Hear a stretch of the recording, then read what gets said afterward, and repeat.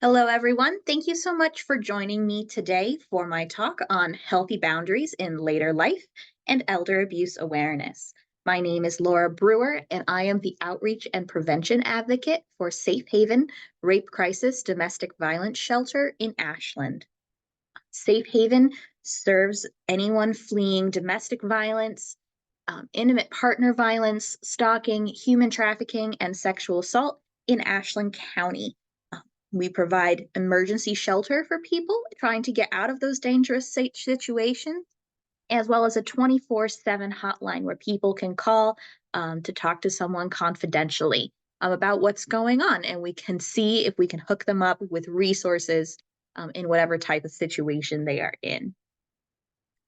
We serve anyone of any age or gender identity, so everyone is welcome there, and I'll be sure to share those numbers that you can call at the end of my presentation today. Today we're discussing healthy boundaries in later life,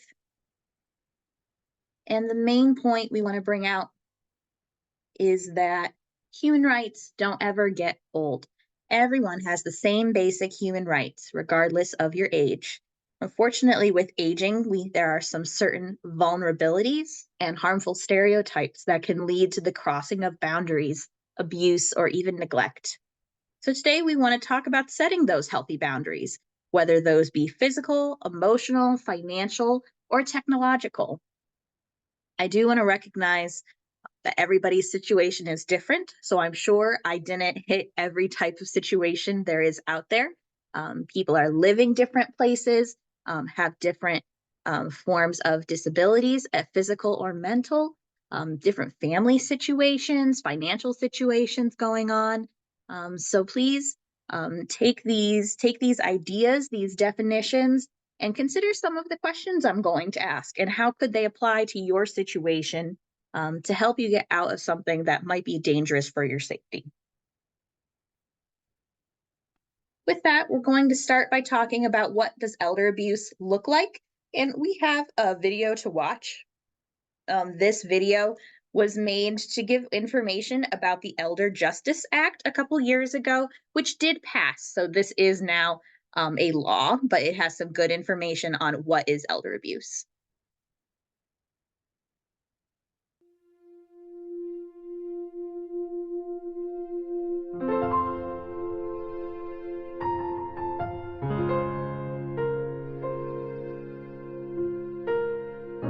Abuse, I think, occurs in many places, in the home, in institutions. Anyone can sadly be a victim of elder abuse. Currently, there's no federal legislation that addresses elder abuse. The cost of elder abuse to our country is over $10 billion each year. We need to move forward as a society on many different fronts to prevent elder abuse. Nuestros abuelitos y abuelitas begin to ensure the protection to of live seniors. with dignity and safety. At least 5 million Senior citizens are the how much our elders have contributed to society, to social change, to social justice. Mental abuse, not only physical, it can be abuse in regards to fraud, taking of their dollars.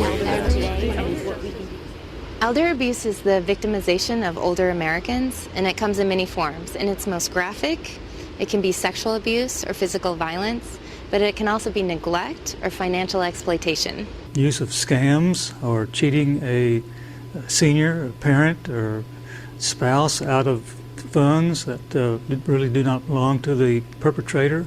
And people abuse elders for a lot of reasons. Sometimes it's a sense of entitlement. Sometimes it's a sense of payback or revenge for perhaps their upbringing as a child.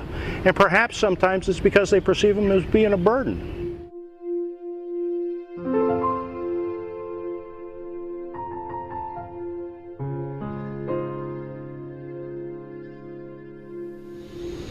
Elder abuse can happen to anyone. The most vulnerable people we've found are the people over the age of 80 or 85 and have physical limitations. But technically it can happen to anyone over the age of 60. Elder abuse happens everywhere. It does not discriminate. It happens in the nursing home, which is, I think, what people frequently think about when they think of elder abuse. But it happens in our homes. It happens in your neighbor's home. I have seen so many cases of elder abuse that it's very difficult for me to discern which one is the most devastating or the most horrible. They're all horrible. It hits home when a relative or a friend has been the victim of elderly abuse. It is horrible. It's a nightmare. It just puts you in such a depression for your relative or your friend, and you feel helpless. You can't reach out to do anything but try to comfort them. It's heartbreaking. Well, with the amount of elder abuse that's going on, we need laws that protect the elderly. There are laws that protect children. There are laws to protect women. We don't have any federal laws that protect the elderly, and that's why we need the Elder Justice Act passed. This would be a momentous policy and event in American history in which we would see on a federal level policies initiated to protect elders throughout the United States. That is a real statement within any society that's saying that we will not tolerate abuse towards elders, and it's going to be backed up by federal policy.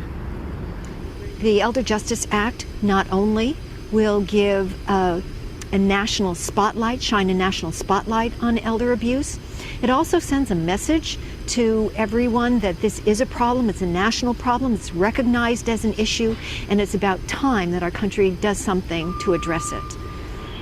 Our elders are such an important part of our society. These are people who, for me as a young woman, have been an inspiration to me. They've fought for civil rights, they've fought for women's rights, they've established amazing organizations, and they've done a lot of hard work. And now, the only way that I can protect them, that I can help them, is to help pass this legislation.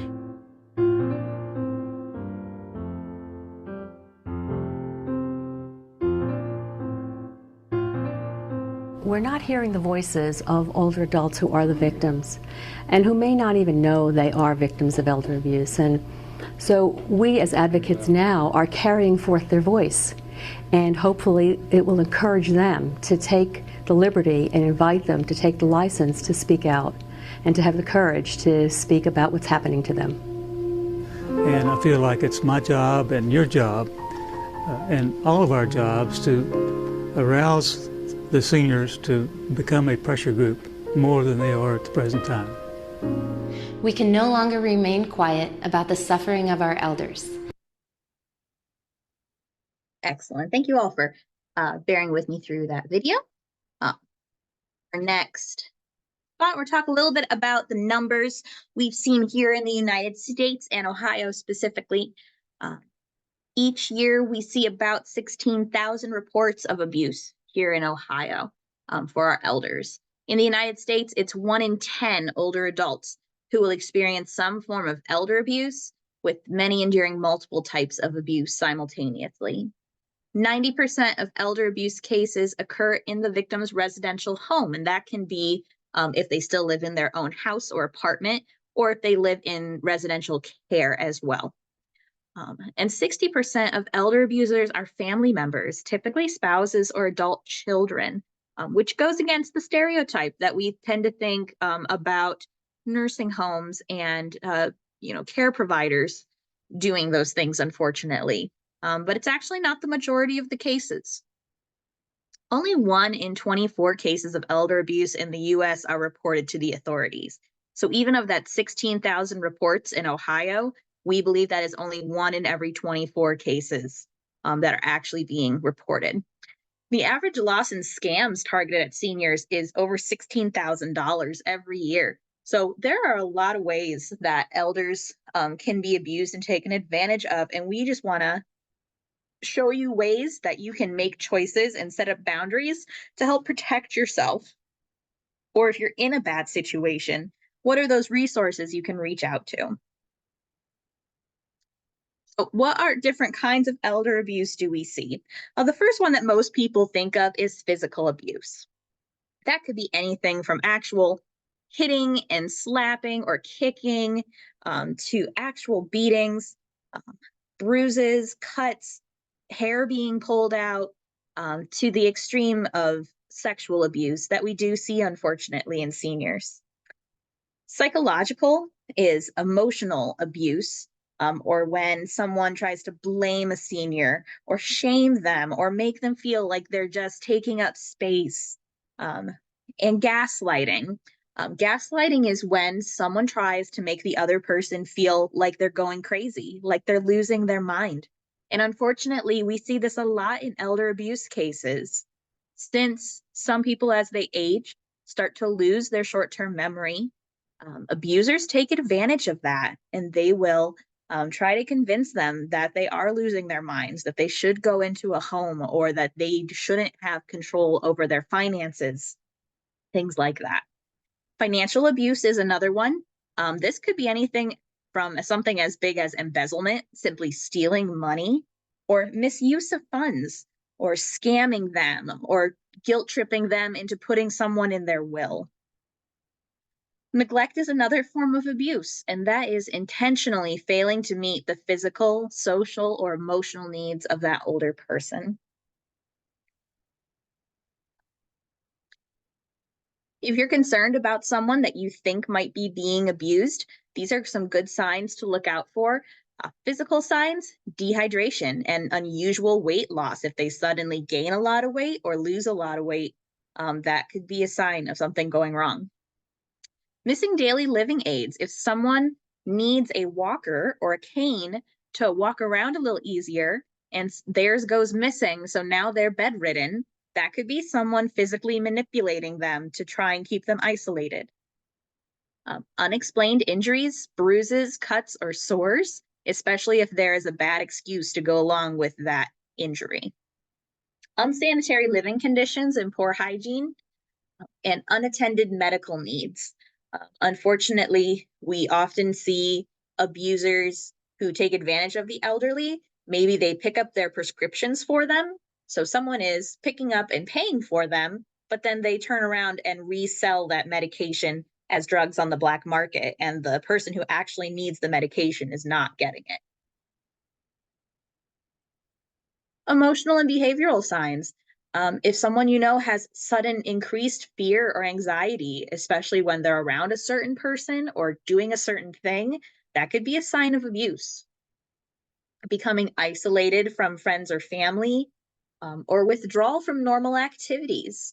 It may not even be stuff with people. It could be they really enjoy gardening in the spring and getting their garden ready for the year, and this year they're not doing it, and they're showing that those sort of signs of depression. Something might be going on there, as well as unusual changes in behavior or sleep. And just noting that's our bodies telling us that something's wrong. And if we can help watch out for each other, we can maybe see those signs. Seeing fraudulent signatures on financial documents. If you assist an elderly person with their documents, or you check them and see them, that can be something to look out for if something changes. Unpaid bills.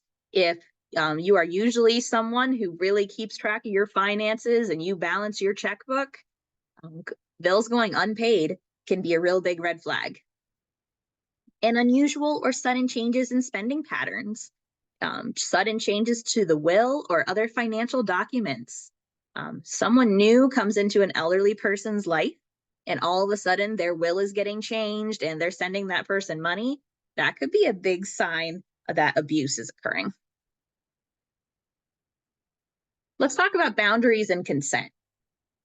So consent has to be a verbal yes to anything you're doing. Consent is giving someone permission to drive your car, giving someone permission to hug or kiss you, giving someone permission to hire them to be a caretaker, to come in and clean your house. Those are all things you consent to doing. And you are allowed to consent, yes or no, to anything at any time. And you are allowed to change your mind and withdraw that consent at any time. Boundaries tend to be one of three things. We either have really rigid boundaries, just that solid wall all around us where no one can get through. That tends to happen after we've been hurt a couple times. But unfortunately, then we don't have the fulfilling relationships. If everyone is shut out, then there isn't any happiness there either. Some people don't have any boundaries and everyone is in and they can trust everybody and they don't take any care of themselves. So what we want to see are these middle boundaries where we have good boundaries, where people are allowed in and some are kept out, certain actions are allowed and other actions aren't allowed. And those boundaries are different in a lot of different situations. So some ways to start setting up good boundaries. Name your limits. Just like with that verbal yes or no, tell people when something's not okay, when you need help, or when you don't need help. Thank you very much for offering, but I've actually got this, okay? Tune into your feelings. So if you agreed to something and you said, I'm going to hire someone to help me clean my house because I could use some help with that, but then things start going missing around your house, maybe they tell you things aren't missing, though that wasn't there before, you're remembering wrong, but you know in your gut that that's not true. Follow your feelings and reset that limit. That person needs to go because they're trying to take advantage of you. And give yourself permission to set boundaries. A lot, as we saw in our statistics slide, a lot of abusers, unfortunately, are family members. And it is hard to set boundaries with family members sometimes, but give yourself permission. You are important. You matter. How you feel matters. And if you feel someone is taking advantage of you, you are allowed to set that boundary. Prioritize your self-care. What are things that make you feel good? What are things that make you feel like yourself? Being with people, seeing friends, spending time with your grandkids, gardening, doing puzzles, going to the movies, shopping. Are you still working? Do you still feel fulfilled in your job or volunteer work? Those are great things. And when we feel good about ourselves, it is harder for people to take advantage of us because we know our own worth. So remember to take care of yourself. Consider your environment. These things change when our circumstances change. So if you had to go from living on your own to living in a child's house or to a nursing facility, or you choose to go from a big house down to an apartment, those things are going to change what your boundaries look like. If you had to go from being able to do everything for yourself to now someone has to come in and help you bathe or eat or do your meds, your boundaries are going to change. But don't let go of having healthy boundaries even then. Seek support. If you find yourself in a position where something bad has happened, where you've experienced abuse, please reach out. You can always call Safe Haven. We are here to talk to you, and I will give you more resources at the end of this presentation. But even if it's a friend or a family member you can confide in, make sure that when you're feeling like your boundaries are being crossed, that you're letting someone know. Be assertive. Make sure you stand up for yourself. Someone who's an abuser is going to take advantage and push those boundaries. Stand up for yourself and say, no, this far and no further. And start small. If you feel like you have trouble setting boundaries, start with small boundaries. You get to make the choices for your life. Today, I want to eat this. The kids want to know if they can bring the grandkids over, but I'm really tired. I'm going to say no today, but how about we reschedule for another day? Those are good ways to start setting those healthy boundaries for yourself. And remember, you can consent yes or no and take back that yes or no at any time.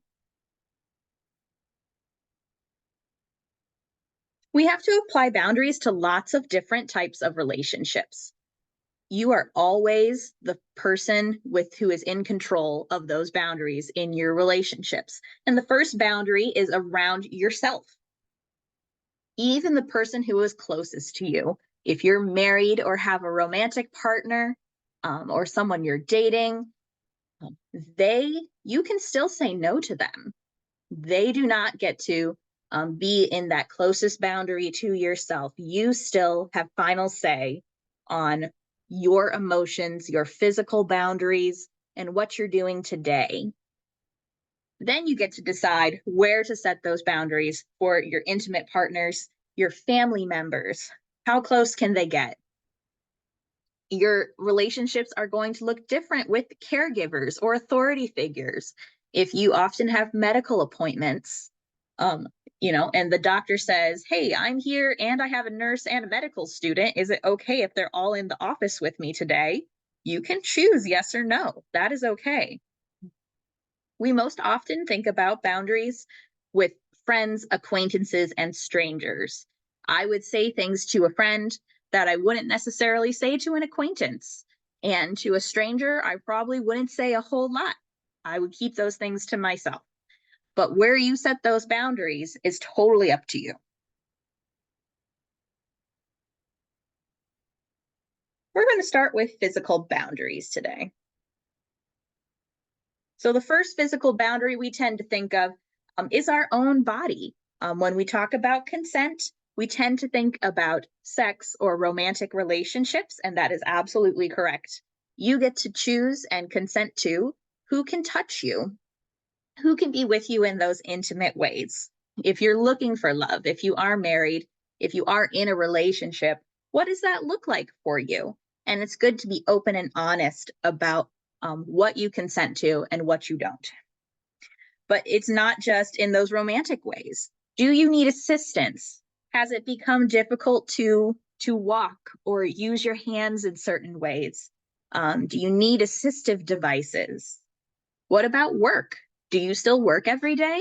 Do you need to go down to part-time? How long can you sit or stand for or lift?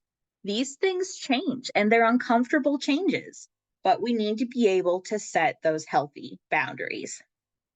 Physical boundaries can also be property, such as your house. Who is allowed to come into your house? If you no longer live in a house, if you live in assisted living, who's allowed to come into your room? When do you want to have guests? Your car, is someone else allowed to drive your car? Do you need to update your insurance or give permission for someone to do that? Your time can also be a physical boundary. How much time are you going to spend with somebody? If someone asks you to watch the grandkids, do you have time to do that today? If they ask you to watch the grandkids every once in a while, that's probably great.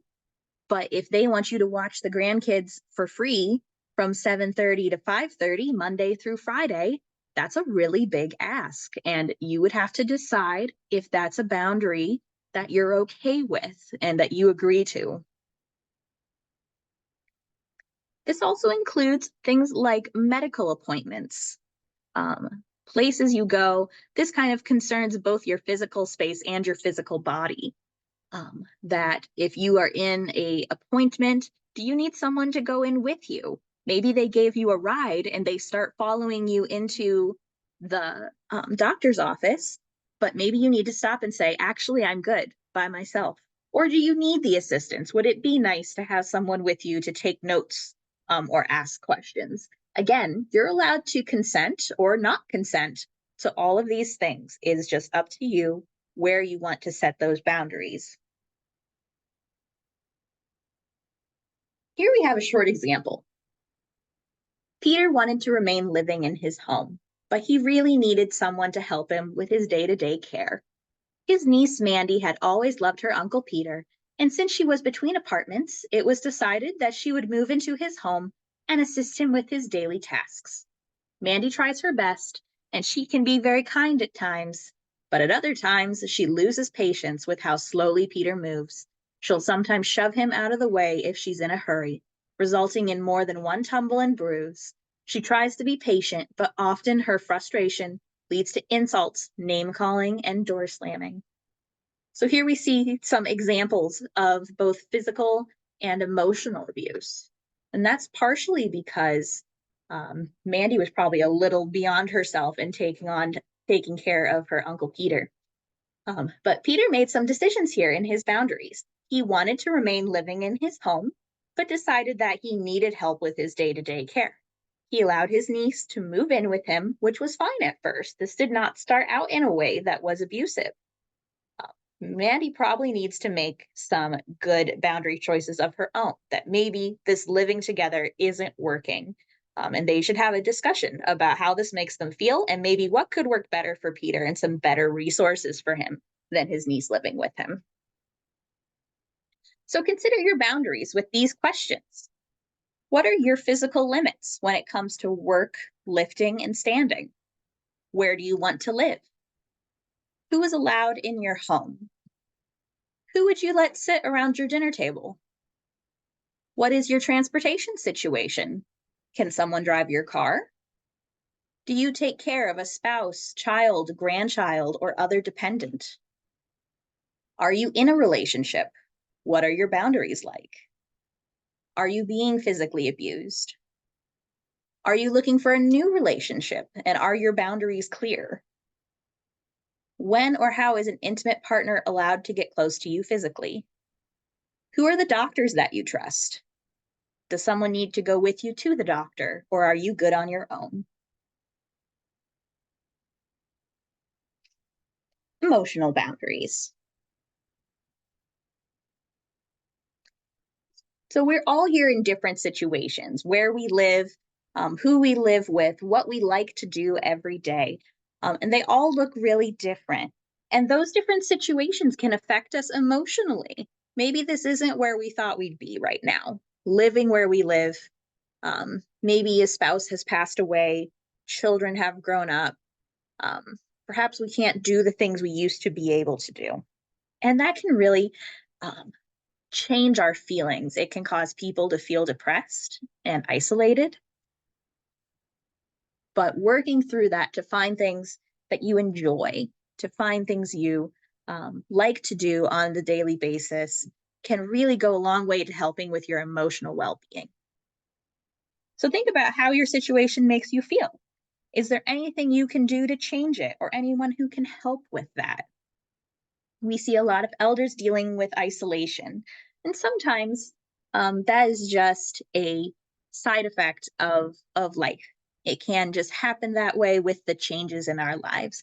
Sometimes, though, people are being put in situations where they're being made to feel isolated. If you moved in with someone who was your ride to go to the YMCA once a week, and now they're refusing to drive you to the Y, they could be doing that on purpose to make you feel isolated. Are there activities or hobbies you enjoy? Are there things you want to learn or go do? We have a lot of different places here in Ashland County that can help drive you places, that can set up transportation. It's also good to make those connections. If you have internet in your home, you can start making those connections online. Some people really enjoy that. But even then, you can start with that online connection, and that could lead to an in-person meeting where groups, hobby organizations, I just saw an advertisement for a gardening club that looked like a lot of fun. You can find those online and then make those physical connections to get you out of your house, to get you with people who enjoy the same things you do again. We can also see these emotional boundaries being crossed, that abusers choose to make people feel worthless. They choose to try and make you feel like you're taking up space in their home. And that's not okay for them to do. Those feelings of shame and worthlessness are tactics to try and gain power and control in that relationship. We can also see this done with our spirituality and our religion, which is closely tied to our emotions. Some people take great comfort in their spirituality. And if the person who's supposed to be taking care of you starts to deny your faith, to deny your beliefs, if you are approaching a time where you're starting to think more about the time after you die, they might make fun of your beliefs or what you think, or try to condemn you in some way. Or they may try to play on guilt. If you are someone who believes in, treating others the way you want to be treated, they might hold that against you and say, well, I need $100. I would give you $100. Why won't you give it to me? And they can slowly play on those spiritual guilts and shames. Here's our example. Leaving her home to move in with her daughter and her family was supposed to be the best thing for Margaret. Her son-in-law, Tom, had always made her a little uneasy, but she adored her daughter and grandchildren. Sadly, Margaret's move has only confirmed that her instincts about her son-in-law had been right.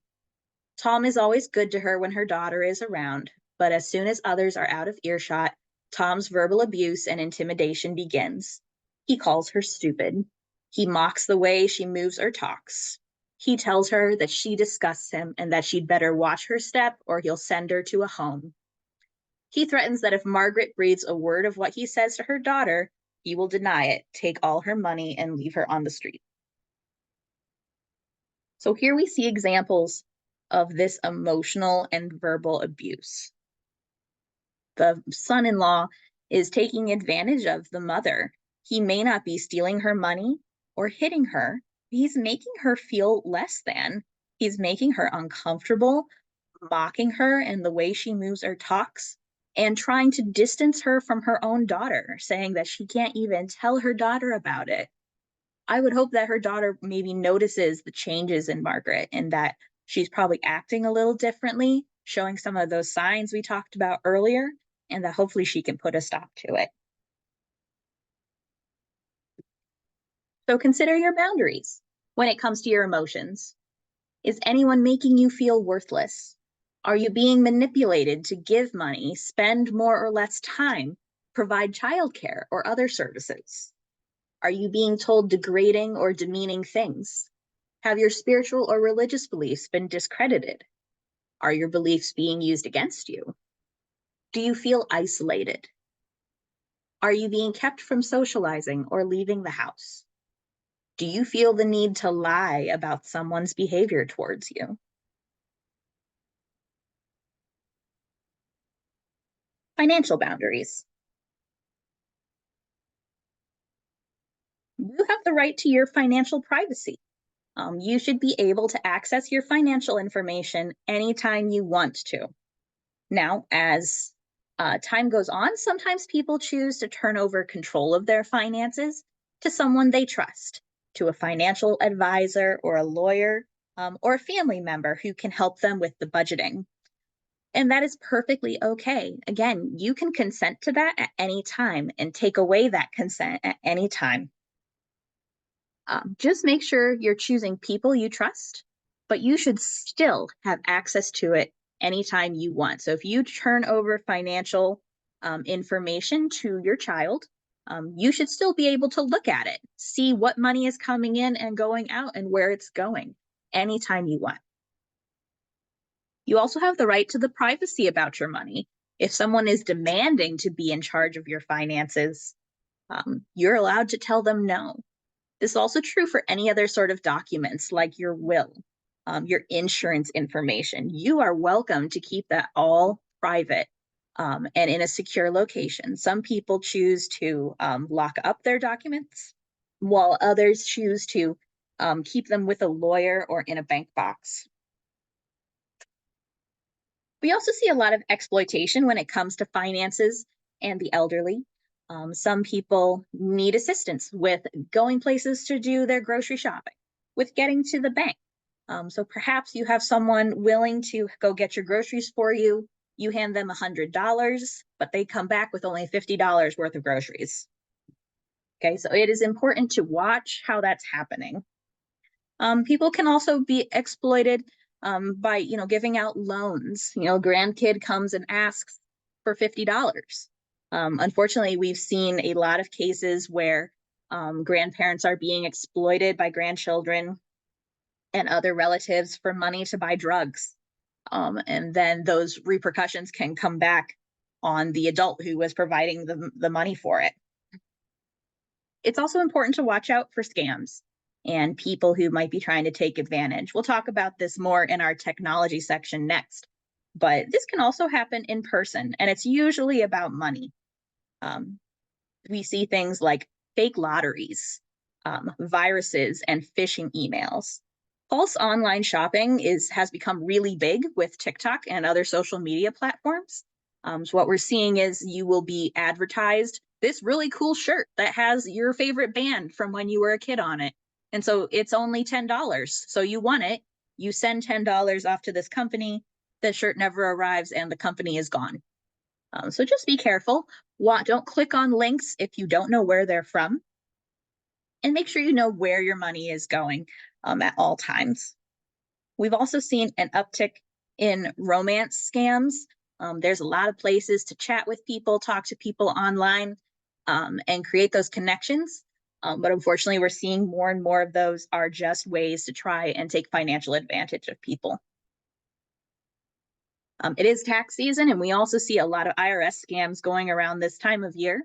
If you ever get a phone call from someone claiming to be from the IRS, that is not what it is. Trust me, you can't get a hold of the IRS on the phone. It does not work like that. They will send you a mail or an email, but they will not call you on the phone.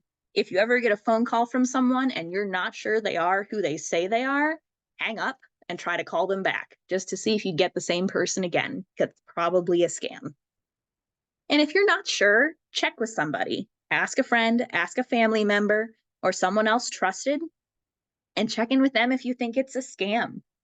And when in doubt, just assume it's a scam. So here's our example. Janet appreciated her grandson helping her run errands. Since her husband's death, simple things like getting groceries or getting to the bank had become difficult for her. Her grandson, Nicholas, offered to help, and for a while, it seemed like the perfect arrangement. He would take her to the bank and wait while she deposited her check and withdraw the cash she needs. Nicholas then drove her wherever she needed to do her shopping. As winter approached, Nick told Janet it would probably be much easier on her if he just did the errands for her while she stayed warm and cozy at home. Because he'd been so helpful for so many months, Janet thought nothing of signing her pension check over to her grandson, who would make her purchases and deposit the rest in her account. It took several months to realize that Nicholas had not, in fact, been depositing the balance in her account. He did her shopping, but pocketed the difference, causing Janet's account to dwindle. It wasn't until a check she had written covering her insurance had bounced that Janet realized her grandson had been helping himself to her pension.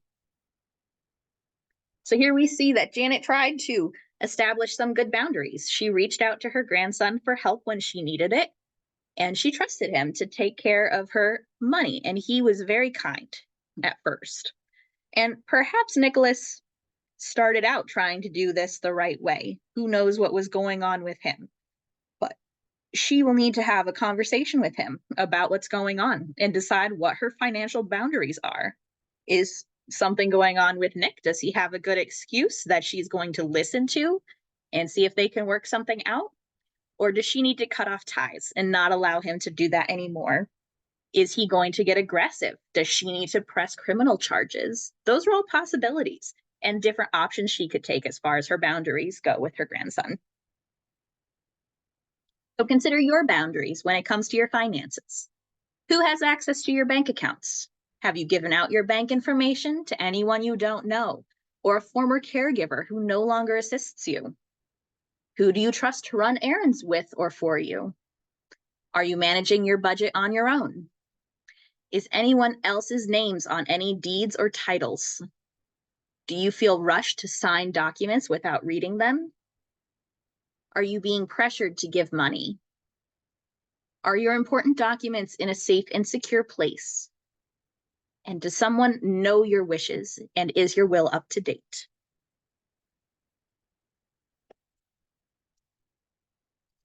Technological boundaries. We're going to talk a little bit more about scams in this section. But as you all know, we are getting more and more technology all the time. It's just become a huge part of our world. People are installing security systems in their homes that help them feel safer. Ring cameras are a big deal now, and it's not a bad idea to have one outside of your home to help you keep track. But it is always good to know how to access your camera and who has access to your camera. Check with your Wi-Fi to make sure that your network is safe and secure, protected by a password so that no one else can have access to your Wi-Fi devices in your home. Watch out for those scams. You can usually tell something is a scam by how urgent and threatening it is. So scams are usually, we need money now. You need to take action now for this to be done or else. Tends to be a scam. If someone asks to borrow $20 and you say no, and they say, oh, okay, that's fine, it probably isn't a scam. If they said, you owe the IRS $200 and you need to pay it now or police are going to show up at your home, that's a pretty big red flag that that's probably not legitimate. That is not how the law process works in those cases. And the best thing you could do would be to call or reach out and see if these things are legit from the official source, going to their website and seeing what you can do about it if you think it might be a problem.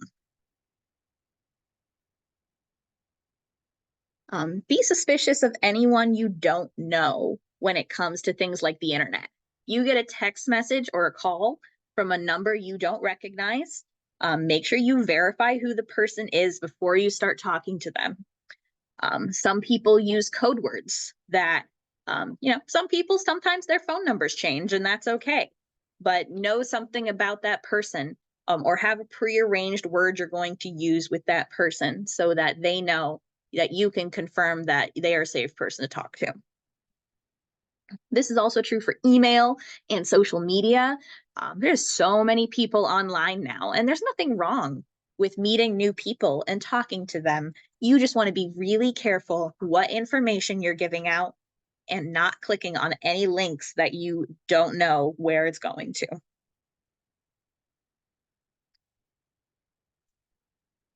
We also see a lot of bots online, so robots who are pretending to be people online. Unfortunately, we see this a lot in financial scams, as we said before, that people will pose as dating partners, that they want to flirt or chat online, but eventually they're just trying to get your personal information. We see a lot of surveys going around on Facebook and other social media sites that want you to do things like, oh, show some love for your spouse, put your anniversary date below. Or, yay, we're celebrating all the May birthdays, put your birthday down below. Or fill out this survey and learn something more about your friends. What's your mother's maiden name? What was the name of your first pet? Those people are trying to collect information to hack into your accounts to find out what your passwords and your PIN numbers might be. So just be aware of the things you're filling out online. Whatever you do, don't reveal personal information over the phone, online, or on social media. Anything with your birth date, social security number, full name in some cases, just be aware of what you're putting out there. It's also a good idea to add multi-factor authentication to your accounts. Anything that has personal information such as a bank account or a medical account, it's good to add. If you're not familiar with multi-factor authentication, that's when you try to sign in with a password and it says, we're going to send a verification code to your email or a text message. Which would you prefer? And that's a great thing to do, because then if someone steals your password, tries to log into your account, you're going to get a text or an email that says, hey, are you trying to log in? And you can tell it no. And then the site knows that someone tried to steal your password to log into your account and you can reset that password. So it's a great thing to set up. Here's our example. Catherine is 80 years old and lives on her own. She raised a family of 8 and now has 25 grandchildren and 15 great-grandchildren. She loves keeping in touch with her family, who live across several states. She receives a call on her home phone from an unknown number. She wears a hearing aid and faintly hears a young man's voice on the other end. She asks if this is her grandson, John. The young man confirms that he is John, her grandson who lives in Georgia. He is in jail on a minor charge and needs bail money. If she could just wire him funds at this number, he can use it. Catherine feels a duty to take care of her family and starts driving to the closest Western Union to wire the money. At the Western Union, Catherine puts in her request. The conscientious clerk asks Catherine about the transfer, if she knows where it is going and for what. Catherine starts to explain, but becomes confused because she didn't get all the details. The clerk wants to help and asks if there is someone Catherine can call to help explain. Catherine calls her son, John's father, who quickly realizes this is a scam and John is not in jail. So Catherine's dealing with a few things here. She lives on her own, so there isn't anyone immediately she can ask for help. She feels a great sense of duty to take care of her family. And she may feel a little embarrassed that she doesn't immediately recognize the person's voice on the other end of the phone. So she decides to guess. Unfortunately, by giving that name to the scammer, he was able to take advantage of that and put some shame on her that she wasn't sure who it was, and she felt the need to help him. We do also see that people who are scammers do tend to use strange ways to send money. They often want cash or check or to wire money. And employees who wire money do tend to be pretty conscientious and check out if you know where this is going and what for. However, it is on us to always check those things. So most places, if you're paying money, have other ways of paying. They will accept a credit card. They will allow you to pay through PayPal, things like that. So just be aware of where it's going. But if it seems a little strange that a organization reaches out to you and says, hey, you're late on your bill, you need to send us $100 cash, well, that's probably a scam of someone trying to take advantage. But Catherine did the right thing. She checked in with someone else who could help her out, and they were able to help her through this situation. So consider your boundaries when it comes to technology. Do you have a home security system? Does anyone else have access to it? Is your Wi-Fi secure? What types of technology do you use? So we're all in different situations. Some people use more technology than others. So are you using cameras? Are you using a laptop, a phone? Do you have a smart TV that's hooked up to the internet? Is your thermostat hooked up to the internet? There are a lot of things now that are using Wi-Fi that we may not even realize are in our home because someone else probably installed it. So it's good to know those things. How active are you on social media or other platforms where you're giving out that information? And checking your settings or having someone help you check those settings can be very good for your safety. And do you use that two-factor identification for your private accounts? Also a good thing to check up on.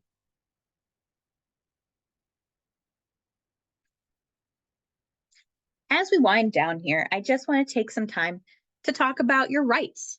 We started out this presentation saying that human rights don't get old. No matter what, you have the right to dignity and respect and to set those healthy boundaries. You have the right to exercise your civil rights under the law. If you feel that you are in an abusive relationship or believe that someone else is, you have the right to report that. You have the right to make your own choices about your personal affairs, care, benefits, services. You have the right to be free from physical, mental, or sexual abuse, neglect, and exploitation. No one deserves that. You have the right to designate a guardian or a representative. And it's a good idea to do that early, before it's even necessary. That if I ever had to go into a assisted living facility, this is where I'd like to go. If I ever need help with my finances, I'm going to go ahead and set up my power of attorney so that they know they might be in charge of that one day before something unforeseen happens. You have the right to privacy, which includes medical treatment and your written and verbal communication. No one has the right to look at your medical records without your written consent. And they don't have the right to check your phone or your computer to read through texts or emails. No one has the right to restrict visits to an elderly person, nor force an elderly person to receive a visitor they don't want to see. If you want to go see your friends, you are allowed to do that. And if you choose to let someone in your home and they bring a guest and you didn't say they could be there, you're allowed to turn them out. If someone is making you uncomfortable, you have the right to feel safe in your own home. You have the right to participate in activities, whether those are social, religious, or community. Again, make those connections for people who can give you rides or help you get to the places you want to go. You have the right to manage your own financial affairs, whether that's receiving, spending, investing, saving, or giving away your money. In situations like you're in a nursing home or a guardian has permission to manage your money, that person still has the right to decide how your money is going to be managed, and you can receive a full financial accounting of those records. Access and confidentiality of any type of records, so whether these are medical, financial, or other types of things, you should always have access and know that you don't have to share those records with anyone unless you choose to. You have the right to information and choice regarding your own medical condition and care. Someone can't keep that from you, and you get to decide how you want to care for those things. And you have the right to make other legal decisions and documents. It is always a great idea to have a good lawyer and someone who knows your rights and can help defend your rights and setting up that power of attorney. In nursing homes or a residential care facility, you have the right to a safe and clean living environment. Privacy, which means you can close the door and people have to knock. Physical assistance if you need it, and responses to reasonable requests. And notice before someone changes your room or your roommate. And you have the right to be treated at all times with courtesy, respect, and full recognition of your dignity and individuality. If you think that yourself or someone you know may be a victim of elder abuse, we encourage you to call. This first number is the Ohio Adult Protective Services number. It is 24/7, 365 days a year. It is anonymous, and you do not have to provide proof to get an investigation started. We also have a local Ashland Adult Protective Services, as well as the Ashland Police Department if you feel a crime is being committed. Here's some additional resources. You can always call us at Safe Haven. We have a 24/7 hotline with an advocate waiting to speak to you.